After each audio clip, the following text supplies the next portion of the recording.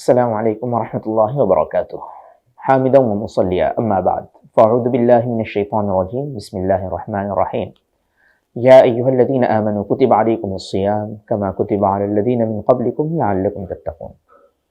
সুপ্রিয় দর্শক, জীবন ঘনিষ্ঠ মাসআলা মাসাইলের উত্তর প্রদানের জন্য আজকে আমরা আপনাদের সামনে উপস্থিত হয়েছি কোরআন মাজিদের এবং হাদিসের একটি গুরুত্বপূর্ণ বিধানের কারণ সম্পর্কে জানতে।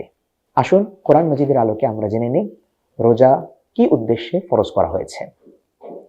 সূরাতুল বাকারায় আল্লাহ সুবহানাহু ওয়া তাআলা 183 নম্বর আয়াতে ইরশাদ করেন, ইয়া আইয়ুহাল্লাযীনা আমানু কুতিবা আলাইকুমুস সিয়াম, হে ঈমানদারগণ, তোমাদের উপরে রমজান মাসের রোজাকে ফরজ করা হয়েছে কামা কুতিবা আলাল্লাযীনা মিন ক্বাবলিকুম, যেমনটি ফরজ করা হয়েছিল তোমাদের পূর্ববর্তী বিভিন্ন জাতির উপর, লাআল্লাকুম তাত্তাকুন, যাতে করে তোমরা মুত্তাকি হতে পারো, তাকওয়ার অধিকারী হতে পারো, পরহেজগার হতে পারো, মোট কথা খাঁটি মানুষ হতে পারো। তাকওয়া কি জিনিস? তাকওয়া কাকে বলে? তাকওয়ার মৌলিক কথা হচ্ছে আমার মালিক আল্লাহ রাব্বুল আলামিন আমাকে যে নির্দেশ দান করেছেন সেই নির্দেশটিকে পালন করা এবং যে বিষয়ে তিনি বিরত থাকতে বলেছেন, ছাড়তে বলেছেন, ত্যাগ করতে বলেছেন, সে সকল বিষয় থেকে বিরত থাকা, সেগুলোকে ত্যাগ করা, সেগুলোকে ছেড়ে দেওয়া।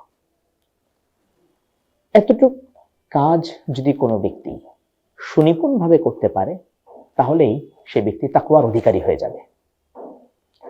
তো আল্লাহ রাব্বুল আলামিন সূরাতুল বাকারার এই আয়াতের মাধ্যমে আমাদেরকে জানিয়ে দিলেন তাকওয়ার উদ্দেশ্যেই আল্লাহ তাআলা রমজান মাসের রোজাকে দান করেছেন, যেন একজন মানুষ মুত্তাকি হতে পারে, যেন একজন মানুষ পরহেজগার হতে পারে।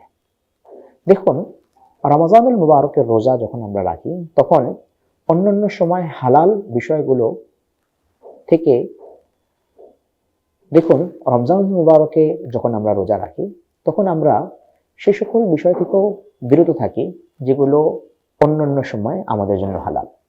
খাদ্য গ্রহণ করা, পানীয় গ্রহণ করা এবং ঋতু জাতীয় এমন বিষয় যেটা স্বামী স্ত্রীর অন্তরঙ্গ মুহূর্ত, সেটা গ্রহণ করা। এই তিনটা জিনিস স্বাভাবিক অবস্থায় হালাল হলেও রমজান মাসে রোজা রাখা অবস্থায় এই তিনটা জিনিসকে আমরা ত্যাগ করছি।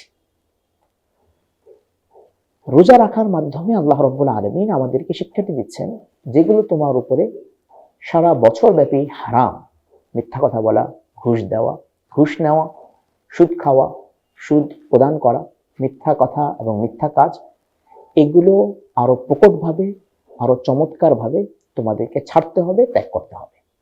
তাহলে রোজার উদ্দেশ্য তোমার সফল হবে, তুমি একজন পাক্কা মুত্তাকি, পরহেজগার, আল্লাহওয়ালা, ঈমানদার মুসলমান হিসেবে পরিগণিত হবে। আসুন আমরা আমাদের রমজানের রোজাগুলোকে সুন্দরভাবে রাখার চেষ্টা করি এবং এখান থেকে তাকওয়ার যে সবক সেটি আমরা জীবনে বাস্তবায়ন করার চেষ্টা করি। আসসালামু আলাইকুম ওয়া রাহমাতুল্লাহ।